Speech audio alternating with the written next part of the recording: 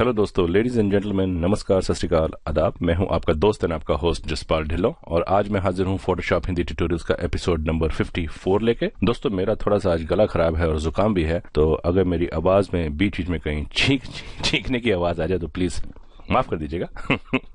अब उसमें मेरा कंट्रोल नहीं है। आज का ये एपिसोड थोड़ा सा स्पेशल इसलिए है, मैं शुरुआत करता हूँ, हमारे एक मेहुल शाह जी हैं जो काफ़ी समय से मेरे ट्यूटोरियल्स देख रहे हैं और इन्होंने पहली बार अपना एक वीडियो ट्यूटोरियल भी अपलोड किया है बेस्ड ऑन माय ट्यूटोरियल। तो सबसे पहले तो मैं वही दिखाता हूँ आपको। ये है जी इनका ट्यूटोरियल, आप भी सुनिए। ये इन्होंने थोड़ा सा, ये ट्यूटोरियल है मेहुल शाह हिंदी वीडियो ट्यूटोरियल्स। नमस्कार दोस्तों, हिंदी फोटोशॉप वीडियो ट्यूटोरियल में आपका स्वागत है। मैं मेहुल शाह। आज आपको सिखाऊंगा स्टार बर्स्ट इफेक्ट कैसे बनाया जाता है।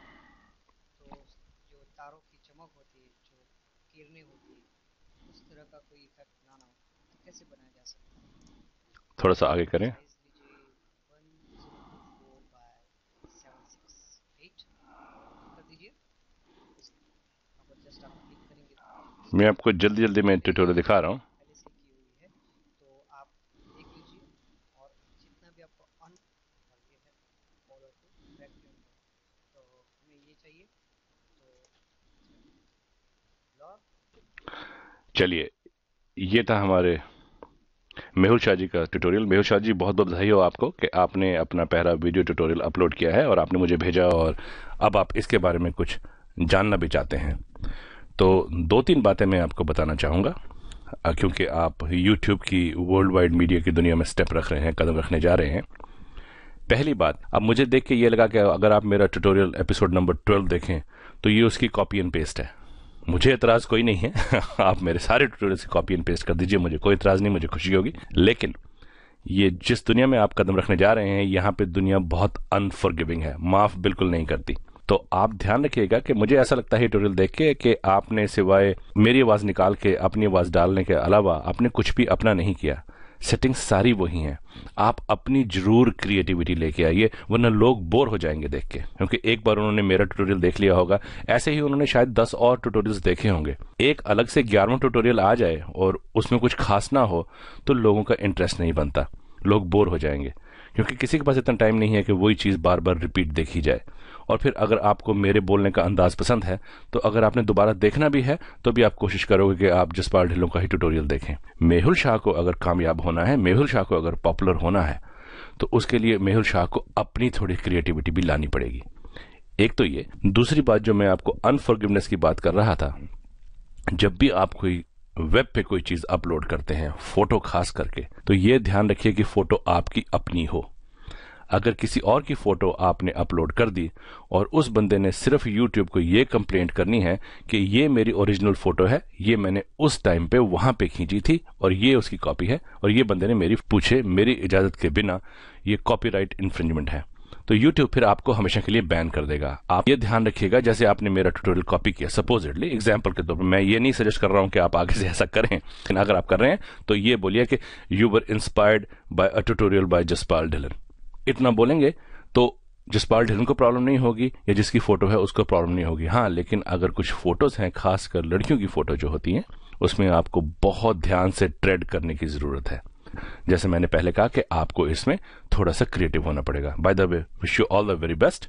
और एक कौशलेंद्र प्रताप जी ने मुझे फोटोज भेजी हुई हैं, 2-3 बार उनकी ईमेल आ चुकी हैं कि मैं उनकी फोटो को क्यों नहीं ठीक कर रहा हूं। वही कौशलेंद्र प्रताप जी, अगर आपने ये ट्यूटोरियल अगर आप देख रहे हैं तो जैसे मैंने मेहुल शाह जी से कहा, मुझको आपने जो फोटो भेजी है वो किसी बड़ी फोटो का कटआउट हिस्सा है, तो मैं वो फोटो यूट्यूब में एज इट इज नहीं लगा सकता हूं, उसके ऊपर काम नहीं कर सकता हूं, कि वो फोटो मुझे लगता है कि जैसे कि किसी फोटो की कटी हुई फोटो है। अगर वो फोटो आपने ही खींची हुई है तो आप मुझे प्लीज उसकी ओरिजिनल फाइल भेजिए, मैं उसके ऊपर जरूर उसके ऊपर मेहनत करके उसको ठीक करके आपको दिखाऊंगा। और मधुसूदन मौर्य जी एक हैं देखने वाले, उन्होंने मुझे ये फोटो भेजी है। मैंने कहा है कि इस फोटो के ऊपर जब मैं टेक्स्ट लेयर लेके आता हूं, जैसे अब मैं यहाँ पे टेक्स्ट लेके यहाँ पे मैं टाइप करूं, टेक्स्ट लेयर तो बन जाती है लेकिन टाइप कुछ नहीं हो रहा है। अगर आप मैं टाइप करने के बाद अगर देखने में इस लेयर के ऊपर क्लिक करूंगा, ये देखिए जो कुछ मैंने टाइप किया था वो दिखाई तो यहाँ पर दे रहा है लेकिन यहाँ कुछ नहीं दे रहा है। ऐसा क्यों?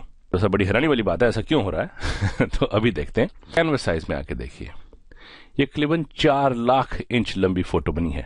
4 लाख बाय 2 लाख, तो ये कम से कम 10 किलोमीटर लंबी फोटो है। 4 लाख इंच को अगर आप किलोमीटर्स में डिवाइड करें तो वो करीबन 10 किलोमीटर लंबी फोटो है। अब ये 2 कारणों से ये टेक्स्ट आपको दिखाई नहीं दे रहा है। पहला सबसे बड़ा कारण ये है, जैसे अगर मैं यहाँ पे टेक्स्ट लेके टाइप करता हूँ और अगर यहाँ देखिए तो ये 3D ऑप्शन दे रहा है। ये फोटो ओरिजिनल जो है ये 3D रेंडरिंग की फोटो है, इसलिए टेक्स्ट नहीं दिखाई दे रहा, टेक्स्ट नहीं चल रहा। दूसरा कारण टेक्स्ट नहीं चल रहा है चलने का ये है, अगर आप 10 किलोमीटर दूर से 100 फॉन्ट भी अगर मैं यूज करूं तो 100 फॉन्ट को, 100 पिक्सल फॉन्ट को अगर आप इंचेस में कन्वर्ट करें तो वो करीबन 1.25 इंच के आसपास बनता है। 10 किलोमीटर लंबी रोड के ऊपर 1.25 इंच की कोई चीज पड़ी हो तो वो दूर से दिखाई देगी? मुझे नहीं लगता जो दिखाई देगी। तो ये कारण है इसका। सबसे बड़ा कारण है कि ये 3D रेंडर्ड है, इसलिए इसके ऊपर टेक्स्ट नहीं चलेगा। दूसरा, इसका साइज बहुत बड़ा है। साइज आप छोटा कर सकते हैं, यहाँ पर जाके साइज को आप रीसाइज कर सकते हैं, लेकिन वो 3D रेंडरिंग की वजह से नहीं दिखाई दे रही है।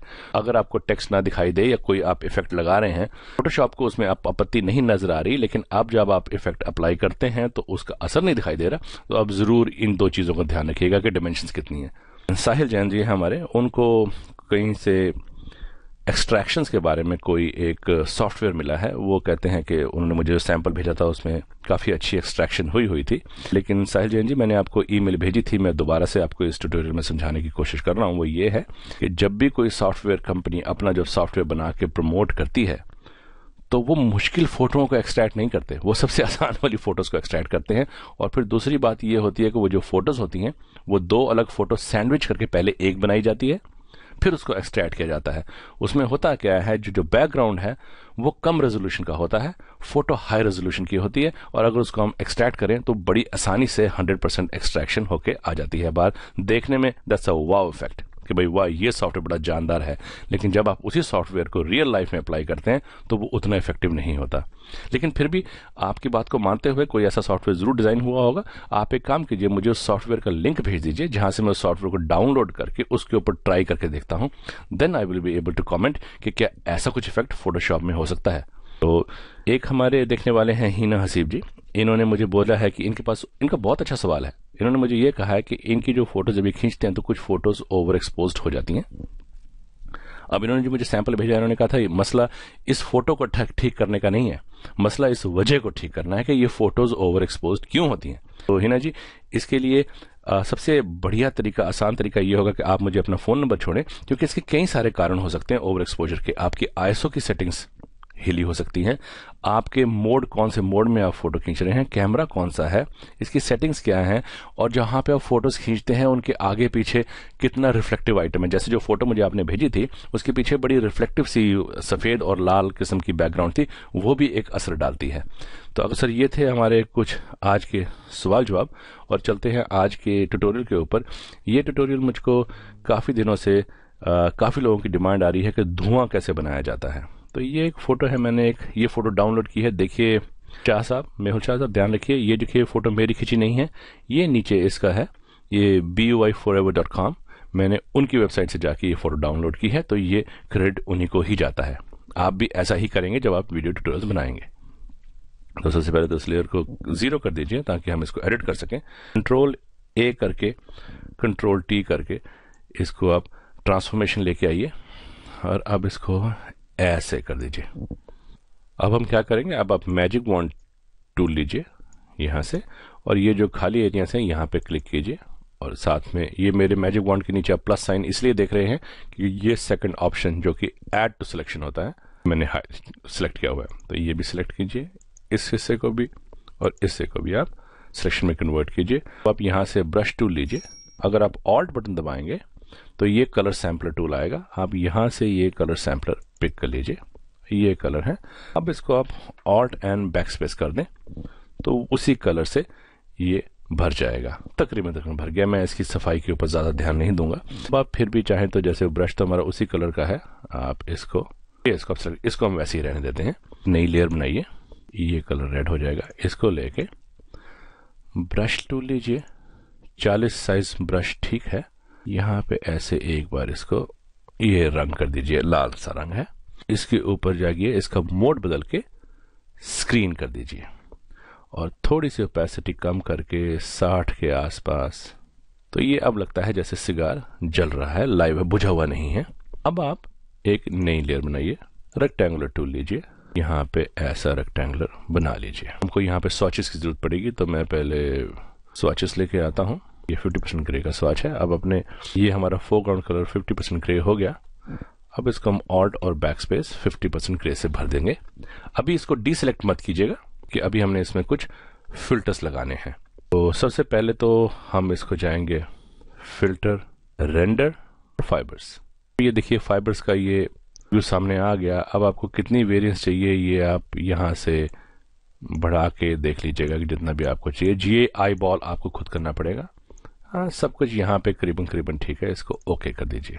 नेचुरलिटी लाने के लिए बर्न टूल उठाइए, मिड टोन्स यहाँ से मिड टोन सेलेक्ट कीजिए और एक्सपोजर 67 से स्टार्ट कर देखते हैं। ये देखिए थोड़ा थोड़ा यहाँ से आप इसको बर्न कर दीजिए ताकि थोड़ा ये काला हो, क्योंकि अभी ये सिलेक्टेड यही एरिया है तो कहीं पे और ये टूल काम नहीं करेगा, सिर्फ सिलेक्शन में ही काम करेगा। अब इसको कंट्रोल डी करके डी सिलेक्ट कर दीजिए। यहाँ से राइट क्लिक करके आप इसको कन्वर्ट टू स्मार्ट ऑब्जेक्ट कर दीजिए। अब ये स्मार्ट ऑब्जेक्ट इसलिए मैंने किया है कि अब हम जो फिल्टर लगाएंगे वो फिल्टर्स कुछ ऐसे हैं जो अनप्रेडिक्टेबल हैं। उन फिल्टर्स को बार बार जाके ठीक करना पड़ेगा। अगर हम स्मार्ट ऑब्जेक्ट में हैं तो वो फिल्टर हम बार बार एक्सेस कर सकते हैं।